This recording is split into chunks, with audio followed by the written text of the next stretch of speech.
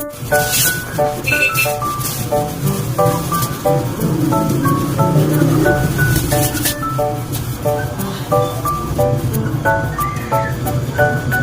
na rin pagahi, ade? Okay.